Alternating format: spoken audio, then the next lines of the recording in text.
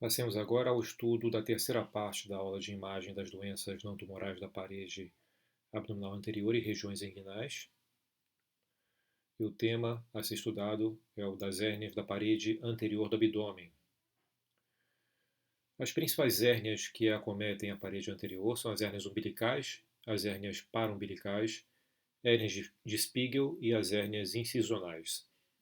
As hérnias umbilicais são bastante comuns e estão associadas a situações em que há aumento da pressão intra-abdominal, por exemplo, obesidade, ascite e tosse crônica. Hérnias paraumbilicais são aquelas que acontecem no trajeto da linha alba, mas fora da cicatriz umbilical, por exemplo, hérnias do epigástrio e hérnias paraumbilicais que ficam justo proximais ao umbigo. Então, essas são as hérnias que acontecem no trajeto da linha alba. Hérnias de Spiegel são aquelas que ocorrem na projeção da linha semilunar. Essa linha separa o reto abdominal dos músculos da parede lateral, oblíquo externo, oblíquo interno e transverso do abdômen.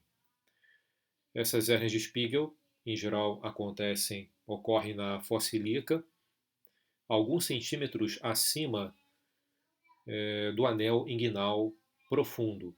Por isso, a sintomatologia de uma hérnia de Spiegel é muito semelhante àquela que acontece nas hérnias inguinais indiretas.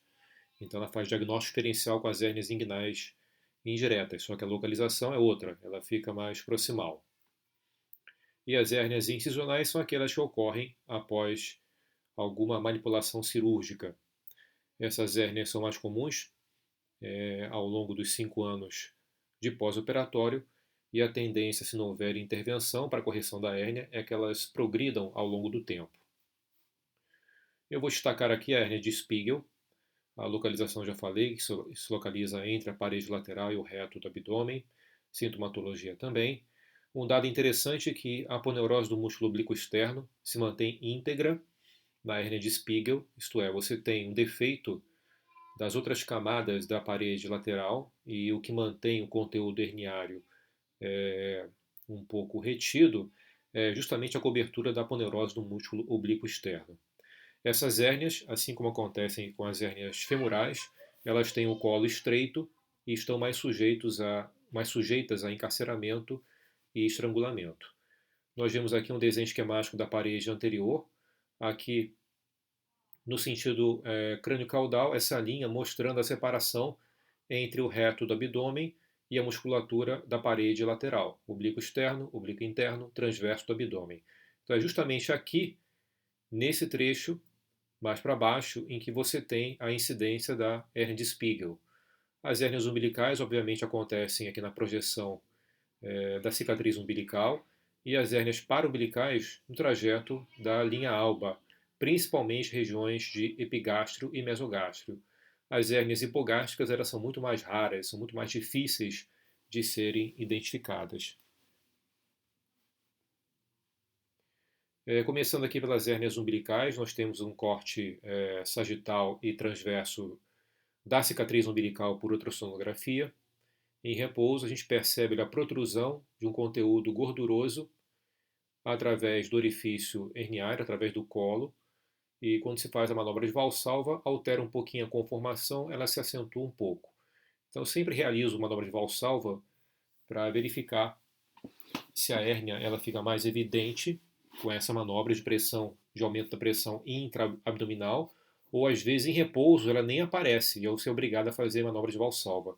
Essas hérnias umbilicais são muito chatas de serem investigadas, porque a janela do transdutor ela não é uma janela das mais adequadas, em virtude da depressão da cicatriz umbilical.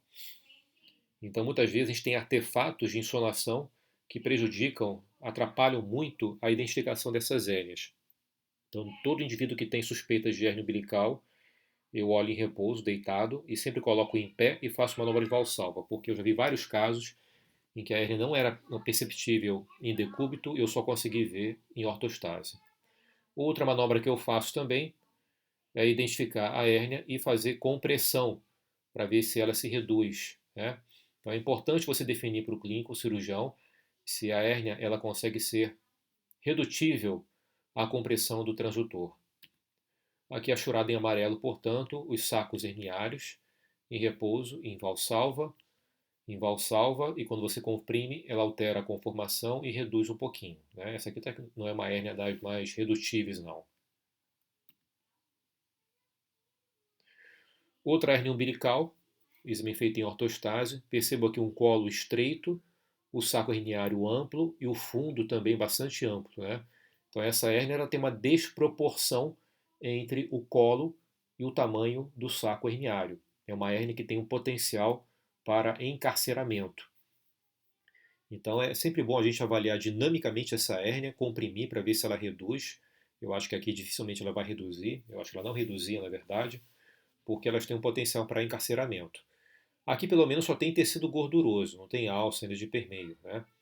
Esse tecido gorduroso ele pode ser o aumento, pode ser a gordura pré-peritoneal, pode ser mesentério. Pela ultrassonografia, a gente é difícil de conseguir diferenciar qual é o tipo de tecido gorduroso, então não cito isso. É um dado que a gente consegue obter mais facilmente da tomografia computadorizada. Outra sequência de estudo de hérnia umbilical em repouso, faz valsalva, nota como é que o saco herniário fica mais proeminente quando aumenta a pressão na cavidade intra-abdominal.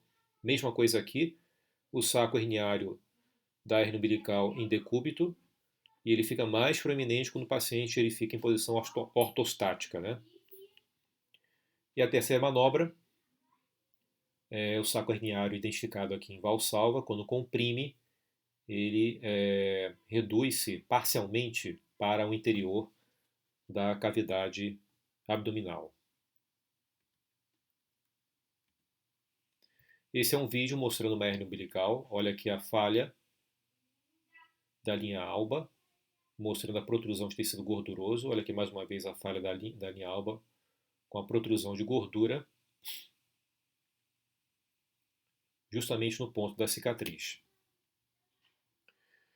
Essa é uma visão panorâmica em plano transverso da parede lateral e reto abdominal direitos.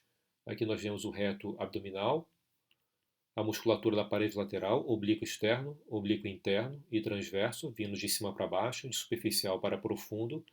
E aqui é o ponto de separação que a gente define como linha semilunar.